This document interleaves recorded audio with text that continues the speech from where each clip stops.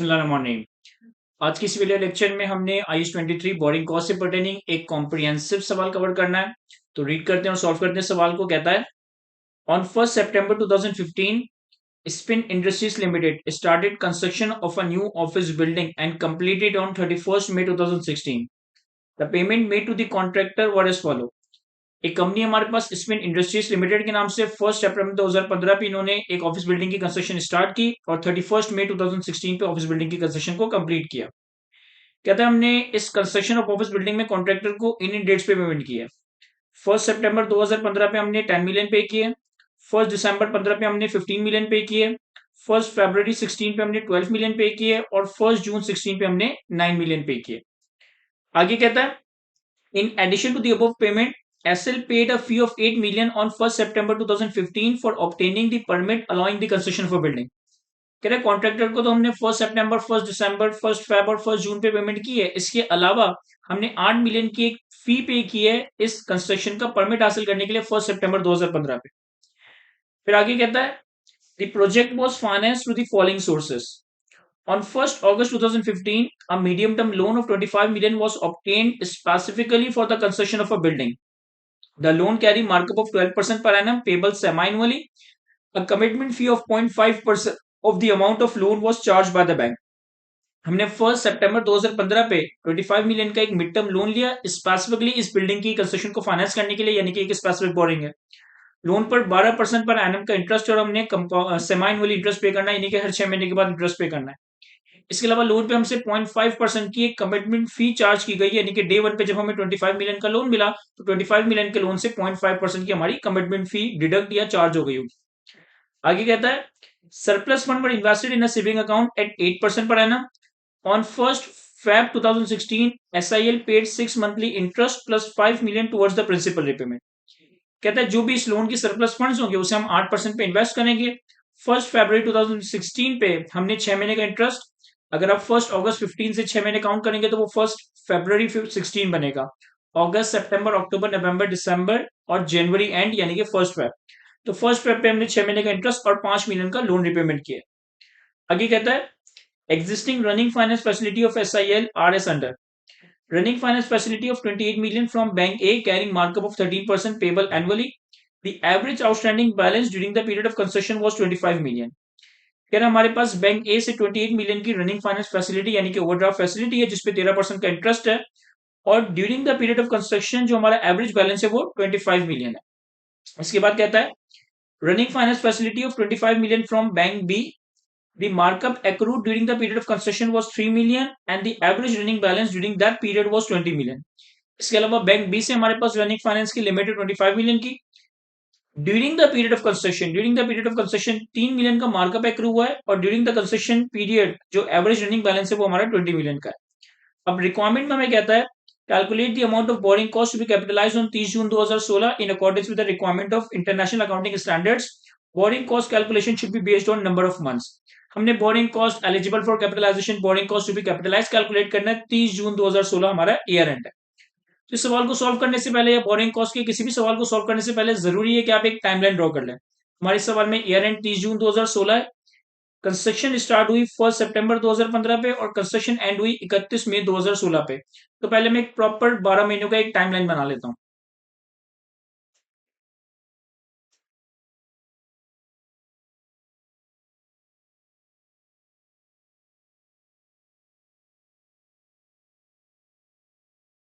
तो ये मैंने पूरे 12 महीनों का एक टाइमलाइन बना लिया जो कि 1 जुलाई 2015 पे एंड हो रहा है और 30 जून 2016 पे 1 जुलाई 2015 पे स्टार्ट हो रहा है और 30 जून 2016 पे एंड हो रहा है। तो ये जुलाई, अगस्त, सितंबर, अक्टूबर, नवंबर, दिसंबर, जनवरी, फरवरी, मार्च, अप्रैल, मई और जून, 12 महीनों का मैंने एक टाइमलाइन बना लिया। अब इन्होंने हमें बताया था कि हमारी जो कंस्ट्रक्शन स्टार्ट हुई ना, कंस्ट्रक्शन स्टार्ट हुई 1 सितंबर 2015 पे। कंस्ट्रक्शन हमारी स्टार्ट हुई है 1 सितंबर 2015 पे, यानी कि अगस्त के एंड से। कंस्ट्रक्शन हमारी कंप्लीट हुई है 31 मई 2016 पे, यानी कि कंस्ट्रक्शन कंप्लीट हुई मई के एंड पे। तो जुलाई के महीने का इंटरेस्ट, अगस्त के महीने का इंटरेस्ट और जून 2016 के महीने का इंटरेस्ट, इन 3 महीनों को तो हम कंसिडर ही नहीं करेंगे क्योंकि ये 3 महीने हमारे पीरियड ऑफ कैपिटलाइजेशन का ही पार्ट नहीं है। 1 सितंबर पे कंस्ट्रक्शन स्टार्ट हुई और 31 मई पे कंस्ट्रक्शन कंप्लीट हो गई, जो तो 3 महीने, जुलाई 15, अगस्त 15 और जून 2016, इन 3 महीनों को हमने पहले ही एक्सक्लूड कर दिया क्योंकि ये पीरियड ऑफ कैपिटलाइजेशन नहीं है। इसके बाद अब मैं स्पेसिफिक बोरिंग की कैश फ्लोस प्लॉट करता हूँ। स्पेसिफिक बोरिंग हमने ली है 13% मार्कअप पे। हमारे पास पॉइंट नंबर 1 में लिखा था कि सॉरी 12% मार्कअप पे हमने स्पेसिफिक बोरिंग ली है। स्पेसिफिक बोरिंग का हमारा अमाउंट कितना है सर? स्पेसिफिक बोरिंग का हमारा अमाउंट है 25 मिलियन का, जो कि हमने 1 अगस्त 2015 पे लिया है।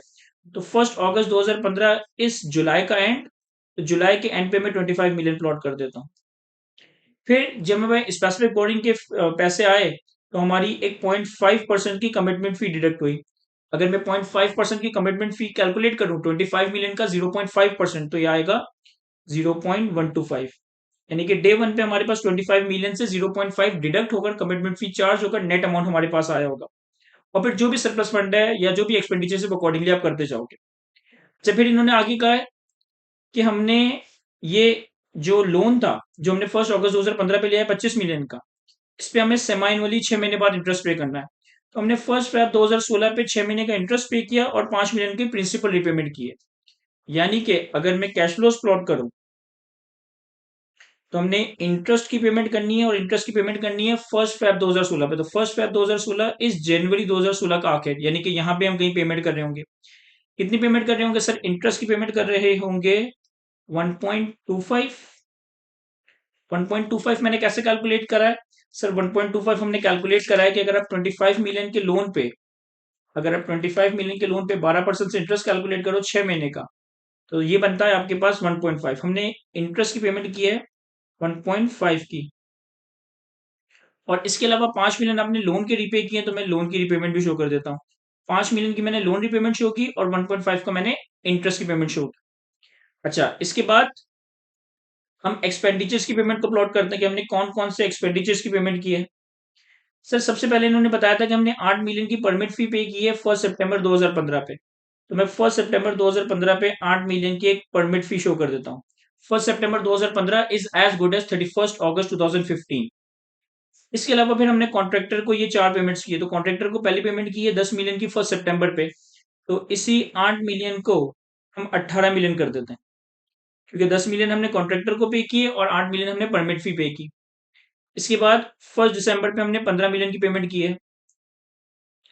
तो ये आ जाएगा जुलाई, अगस्त, सितंबर, अक्टूबर, नवंबर, दिसंबर। ये दिसंबर का महीना है और दिसंबर के स्टार्ट पे पेमेंट की हमने, यानी कि यहाँ पे पेमेंट की है। तो हमने 15 मिलियन की पेमेंट की है 1 दिसंबर पे। फिर हमने मजीद पेमेंट की है 1 फेब पे 12 मिलियन की। तो 1 फेब पे हमने 12 मिलियन की पेमेंट की। इसे हम 1 फेब यानी कि जनवरी के एंड पे दिखा देते। जनवरी का end is as good as फरवरी का स्टार्ट। और फिर लास्ट पेमेंट हमने की है 1 जून पे 9 मिलियन की। तो 1 June is as good as मई का एंड, यानी कि 31 मई। तो हम 31 मई पे या 1 जून पे 9 मिलियन की पेमेंट दिखा देते हैं। तो ये हमने सारे एक्सपेंडिचर्स प्लॉट कर दिए।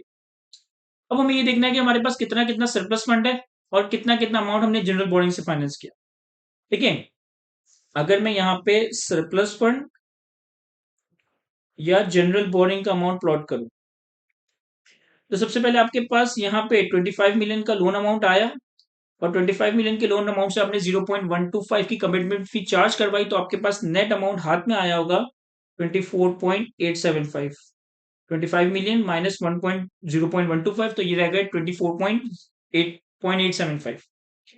अब ये अमाउंट तो हमारे पास 1 अगस्त पे ही आ गया था, लेकिन हमारा 1 अगस्त से लेकर कंसेशन पीरियड स्टार्ट नहीं हुआ था। कंसेशन पीरियड हमारा 1 सितंबर पे स्टार्ट हुआ था। तो ये एक महीना हमने सरप्लस फंड इन्वेस्ट किया होगा, लेकिन इस एक महीने की ना हम बोरिंग कॉस्ट कैपिटलाइज करेंगे, ना हम सरप्लस फंड पे आने वाली इन्वेस्टमेंट इनकम को कंसिडर करेंगे। एक महीने के बाद हमारी कंस्ट्रक्शन या कैपिटलाइजेशन पीरियड स्टार्ट हो गया और एक महीने बाद ही आपने 18 की पेमेंट कर दी।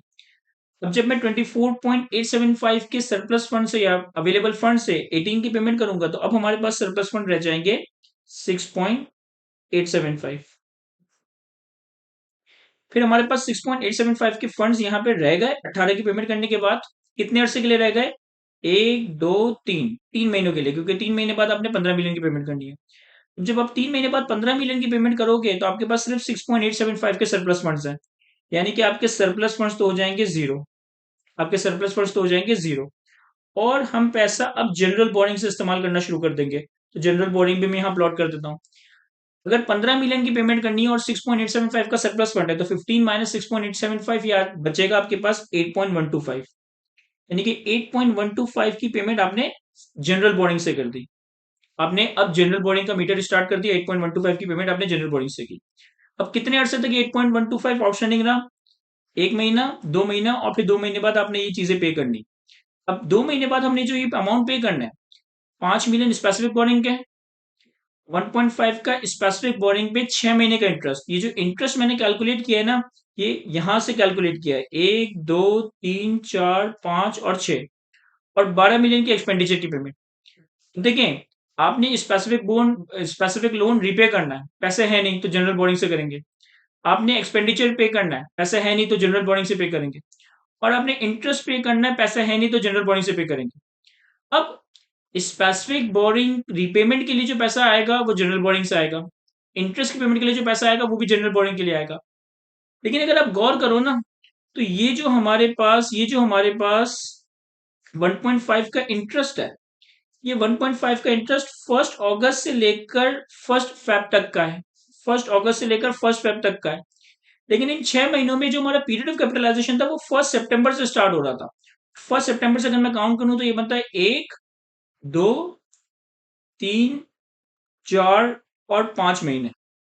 तो एक्चुअली क्या हो रहा है कि ये जो मैं 1.5 की पेमेंट कर रहा हूं, इसमें से 5 महीनों का इंटरेस्ट जो बनता है 1.25, ये वो इंटरेस्ट है जो कि कैपिटलाइजेशन पीरियड का इंटरेस्ट है। और 0.25 का इंटरेस्ट, ये वो इंटरेस्ट है जो कि पीरियड ऑफ कैपिटलाइजेशन से पर्टेन नहीं करता है। हमारे पास 5 महीनों का इंटरेस्ट ऐसा है जो कि हमारे कैपिटलाइजेशन पीरियड का है, और 1 महीने का इंटरेस्ट ऐसा है जो कि कैपिटलाइजेशन पीरियड का नहीं है, दैट इज ऑफ अगस्त 2015। अब मैं से 1 महीने के इंटरेस्ट को कंसिडर क्यों अलग कर रहा हूं? क्योंकि ये इंटरेस्ट कैपिटलाइजेशन पीरियड का ही नहीं है। तो इस इंटरेस्ट को रिपे करने के लिए जो आप जनरल बोर्डिंग इस्तेमाल करोगे, इस इंटरेस्ट को पे करने के लिए जो आप जनरल बोर्डिंग इस्तेमाल करोगे, उस पर जो फर्दर इंटरेस्ट आएगा वो भी आपका पीनल में एक्सपेंस आउट हो जाएगा, वो बोर्डिंग कॉस्ट कैपिटलाइज नहीं बनेगा। सिर्फ स्पेसिफिक बोर्डिंग की रिपेमेंट, सिर्फ वो इंटरेस्ट की रिपेमेंट जो कि पीरियड ऑफ कैपिटलाइजेशन से पर्टेन करती है, और एक्सपेंडिचर की पेमेंट आप जनरल बोर्डिंग से करोगे, और इस पे आने वाला सूद आपका बोर्डिंग कॉस्ट भी कैपिटलाइज बनेगा।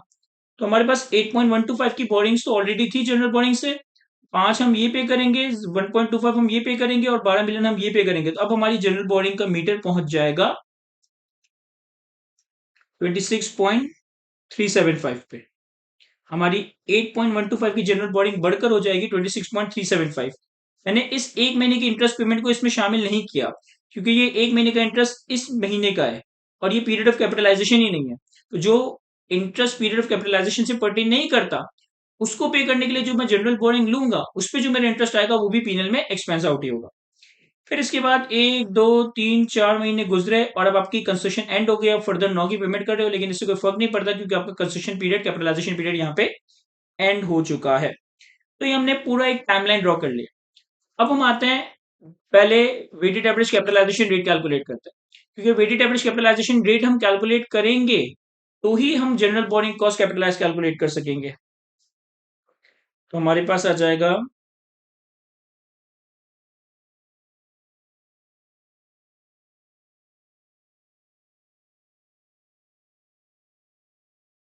Weighted average capitalisation rate calculate करने के लिए मैंने एक फॉर्मेट ड्रॉ कर लिया।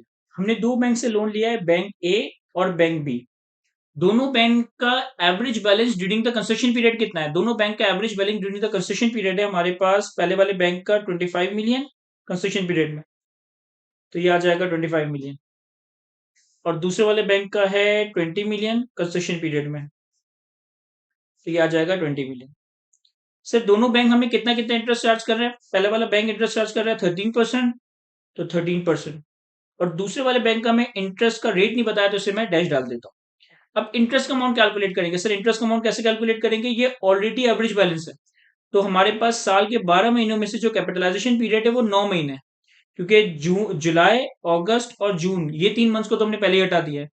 तो 9 महीने हमारा कैपिटलाइजेशन पीरियड है, और हमारे पास ये जो एवरेज बैलेंस है ये भी ऑलरेडी कंस्ट्रक्शन पीरियड का है, तो अज्यूमिंग कि ये 9 मंथ्स पे प्रोपोर्शनेट हुआ हुआ है, तो मैं सिंपली क्या करूंगा कि 25 मिलियन पे 13% का रेट अप्लाई कर दूंगा। तो ये हमारे पास बनेगा 3.25। और बैंक बी के लोन पे कंस्ट्रक्शन पीरियड में कितना इंटरेस्ट आया, ये ऑलरेडी में दिया हुआ है, दैट इज 3 मिलियन, तो ये आ जाएगा 3 मिलियन। तो इंटरेस्ट के अमाउंट का टोटल बन रहा है 6.25, और एवरेज लोन बैलेंस का टोटल बन रहा है हमारे पास 45 मिलियन। अब हम weighted average capitalisation rate calculate करें, तो कैपिटलाइजेशन पीरियड में हमारे पास इंटरेस्ट आया है दोनों ही बोरिंग्स पे 6.25, और दोनों ही बोरिंग्स का एवरेज बैलेंस है हमारे पास कैपिटलाइजेशन पीरियड में 45। तो हमारे पास वेटेड एवरेज कैपिटलाइजेशन रेट आ जाएगा 13.88%। ये हमने weighted average capitalisation rate calculate कर लिया। अब हम फाइनली कैलकुलेट करते हैं borrowing cost eligible for capitalisation.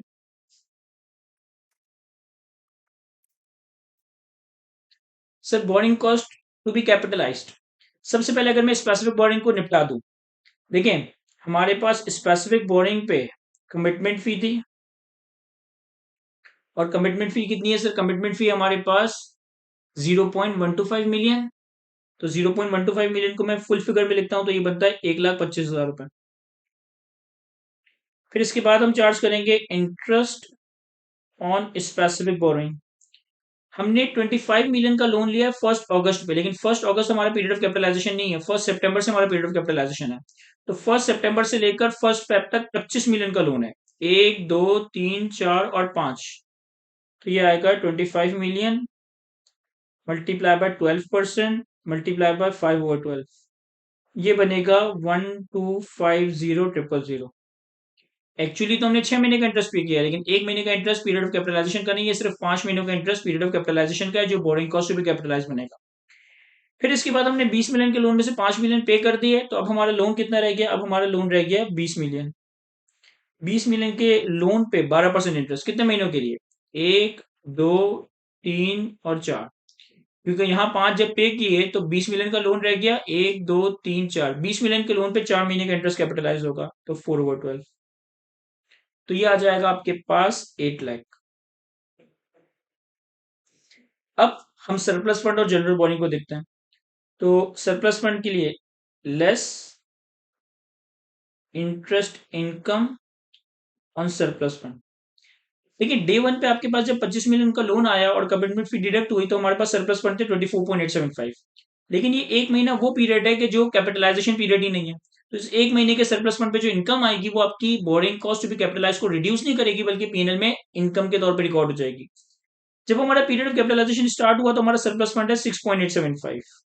तो 6.875 मिलियन। सरप्लस फंड पे इन्वेस्टमेंट का रेट कितना था सर? 8%। कितने महीनों के लिए?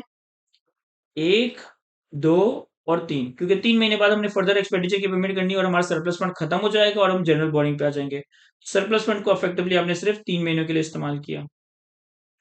तो ये आ जाएगा आपके पास 137,500। अब हम ऐड करेंगे इसमें इंटरेस्ट ऑन जनरल बोरिंग। सिर्फ 3 महीने बाद जब आपने 15 की पेमेंट की तो सरप्लस फंड 0 हो गया और 8.125 अपने जनरल बोरिंग से उठाया। तो 8.125 million multiply by weighted average capitalisation rate आपने कैलकुलेट किया, दैट इज 13.88%। तो 13.88%। कितने महीनों के लिए ये अमाउंट आउटस्टैंडिंग रहा है? 1 महीना, 2 महीने, क्योंकि 2 महीने बाद हमने और पेमेंट्स करनी है और हमारी जनरल बोरिंग का अमाउंट बढ़ जाएगा। तो 2 महीनों का इंटरेस्ट कैलकुलेट करेंगे 2/12, ये आ जाएगा हमारे पास 187,958। फिर आपने 1 फेब पे 5 मिलियन की ये पेमेंट की, 1.5 में से 1.25 का ये इंटरेस्ट पे किया, 12 मिलियन एक्सपेंडिचर की पेमेंट की, तो जनरल बोरिंग हो गई आपकी 26.375 मिलियन इंटू 13.8%। कितने महीनों के लिए? 1, 2, 3 और 4। ये अमाउंट हमारा 1, 2, 3 और 4 महीने के लिए आउटस्टैंडिंग रहा, इंटू 4/12। ये आ जाएगा हमारे पास, इसको कैलकुलेट करेंगे तो 12,20,000 रुपए। तो अब इन सारी अमाउंट्स को टोटल करेंगे तो आपके पास borrowing cost to be capitalised आ जाएगा। ये बन जाएगा हमारे पास borrowing cost to be capitalised.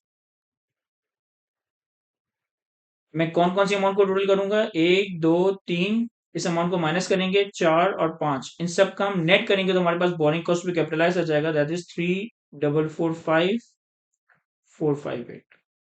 अब हमने यहाँ तक सवाल की रिक्वायरमेंट तो फुलफिल कर ली कि हमने बोरिंग कॉस्ट भी कैपिटलाइज कैलकुलेट कर लिया।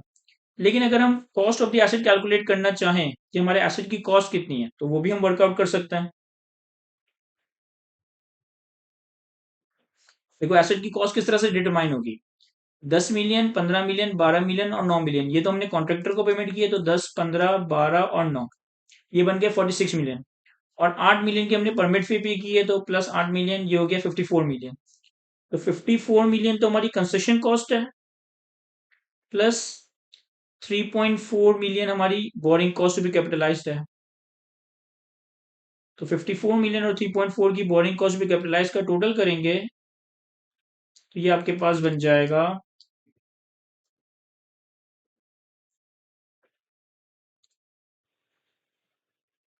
टोटल एसेट की कॉस्ट हमारे पास बन जाएगी 57,445,458। ये हमारे पास आ गया एसेट की टोटल कॉस्ट एसेट की कंप्लीशन पे, कि जब हमारा एसेट कंप्लीट हुआ तो एसेट इस अमाउंट पे कैपिटलाइज हो रहा होगा। इसमें हमने कंस्ट्रक्शन कॉस्ट ली है, जो कॉन्ट्रैक्टर को पेमेंट की वो, और जो परमिट फी, और ये हमारा बोरिंग कॉस्ट भी कैपिटलाइज था, तो इन सबका टोटल 57,445,458 आ गया। तो यहाँ तक हमारा ये सवाल कंप्लीट हुआ जाता है। आई होप कि मैं आपको अच्छे से एक्सप्लेन कर सका हूँ। आज के इस लेक्चर को यहीं तक रखते हैं। Thank you.